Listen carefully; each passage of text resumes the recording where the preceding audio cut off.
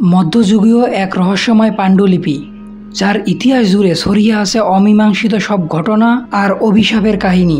অনেকেই একে the Devil's Bible বা শয়তানের বই নামে ডাকে, কারণ প্রচলিত আছে এই বইটি স্বয়ং শয়তান লিখেছেন।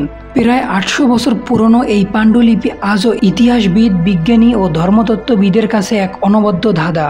এই বইটির আনুষ্ঠানিক নাম দ্য কোডেক্স গিগাস, যার অর্থ হলো বিশাল বই। ধারণা করা হয় আনুমানিক 1210 খ্রিস্টাব্দে বর্তমান চেক গণপ্রজাতন্ত্রের পূর্বাঞ্চলে বেনেডিক্টাইন গির্জায় এটি লেখা হয়েছিল। প্রায় 36 কেজি ওজনের এই বিশাল গ্রন্থে রয়েছে 620টি পৃষ্ঠা। তবে এই পৃষ্ঠাগুলো কাগজের নয়, বরং চামড়ার। গবেষকরা ধারণা করেন এই বইটি লিখতে অন্তত 160টি গাধার চামড়া ব্যবহার করা হয়েছিল। এই বইতে বিভিন্ন বিষয়ের উপর লেখা হয়েছে। ওল্ড ও নিউ টেস্টামেন্ট ছাড়াও এতে আছে মহাবিশ্বের সৃষ্টিতত্ত্ব, চিকিৎসা, ব্যাকরণ, ইতিহাস, এমনকি ভূত তাড়ানোর মন্ত্র। কিন্তু সবচেয়ে অভূত বিষয় হলো বইটির 577 নম্বর পৃষ্ঠায় সম্পূর্ণ পাতা জুড়ে আঁকা আছে এক শয়তানের বিশালাকার ছবি। 2টি শিং, লাল জিভ, গাঢ় সবুজ চোখ এবং একাকী অন্ধকারময় পরিবেশে আঁকা এই শয়তানের চিত্র মধ্যযুগের কোনো গ্রন্থে রীতিমতো অকল্পনীয়। এই ভয়াবহ চিত্রের উপস্থিতির কারণে এই কিংবদন্তির জন্ম নেয়।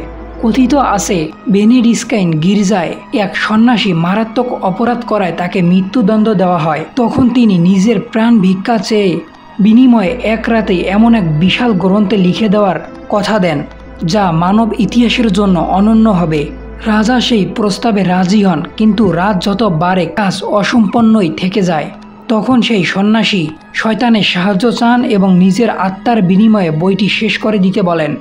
যদিও গবেষকরা এই গল্পটিকে নিছকই লোককথা বলে মনে করেন, তবে তারা অবাক হয়ে একটি বিষয় লক্ষ্য করেন যে পুরো কোডেক্স গিগাস একটি মাত্র হাতে লেখা হয়েছে।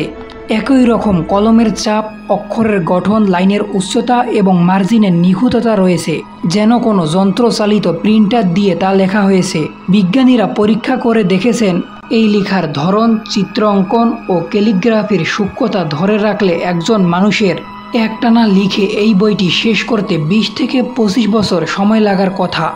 অথচ লেখকের হাতের লেখায় কোথাও কোনো এক বিন্দু ক্লান্তি বা পরিবর্তনের ছাপ নেই। এটাই গবেষকদের কাছে সবচেয়ে বড় রহস্য। কোডেক্স গিগাসের ইতিহাস যেমন অভিশাপের গল্পে ঠাসা। ঐতিহাসিকদের মতে 1598 সালে এই বইটি চলে যায় রোমান সম্রাট দ্বিতীয় রুডলফের সংগ্রহে। বইটি হাতে পাওয়ার পর তার মানসিক ভারসাম্য দ্রুত ভেঙে পড়ে এবং তাকে সিংহাসনচ্যুত করা হয়। 1648 সালে যখন সুইডিশ সৈন্যরা প্রাগ দখল করে বইটি নিয়ে যায়, তখন সুইডেনের রাজপরিবারও নেমে আসে নানা ঘটনা। পরিবারে শুরু হয় মৃত্যুর মিছিল ও রাজনৈতিক বিশৃঙ্খলা। পরবর্তীতে 1877 সালে এক ভয়াবহ অগ্নিকাণ্ডে সুইডিশ রাজপ্রাসাদ লাইব্রেরির বহু মূল্যবান বই পুড়ে ছাই হয়ে যায়, কিন্তু অদ্ভুতভাবে কোডেক্স গিগাস অক্ষত অবস্থায় উদ্ধার করা হয়। কেউ কেউ বলে বইটি স্পর্শ করলে দুর্ঘটনা ঘটে, কেউ অসুস্থ হয়ে পড়ে, আবার কেউ প্রাণ হারায়। গ্রন্থটি এতটাই রহস্যে ঘেরা যে আজ পর্যন্ত কোনো লাইব্রেরি একটানা দীর্ঘ সময় এই বইয়ের দায়িত্ব নিতে চায়নি। বইটির পাণ্ডুলিপি বিশ্লেষণ করেছেন বহু গবেষক, যার মধ্যে অন্যতম মাইকেল গালিক ও ক্রিস্টোফার ডি হ্যামেল। তারা অবশ্য বইটি ঘিরে প্রচলিত বিভিন্ন অভিশাপের ঘটনাকে কাকতালীয় বলে অভিহিত করেছেন। তবে ন্যাশনাল জিওগ্রাফি 2008 সালের ডকুমেন্টারিতে বলা হয় এটি বিশ্বের সবচেয়ে রহস্যময় মধ্যযুগীয় পাণ্ডুলিপি। বর্তমানে কোডেক্স গিগাস সুইডেনের জাতীয় গ্রন্থাগারে সংগৃহীত আছে। বইটি জনসাধারণের জন্য উন্মুক্ত নয়, তবে 2007 সালে এটি ডিজিটাল আকারে প্রকাশিত করা হয়, যাতে গবেষকরা বিশ্বের যে কোনো প্রান্ত থেকে এর পৃষ্ঠাগুলো পর্যালোচনা করতে পারেন। ভিডিওটি এই পর্যন্তই ছিল। ভালো লাগলে লাইক, কমেন্ট অ্যান্ড সাবস্ক্রাইব করতে পারেন। দেখা হবে নতুন কোনো ভিডিওতে। ততক্ষণ পর্যন্ত সুস্থ থাকুন, ভালো থাকুন। পুরো ভিডিওটি দেখার জন্য ধন্যবাদ।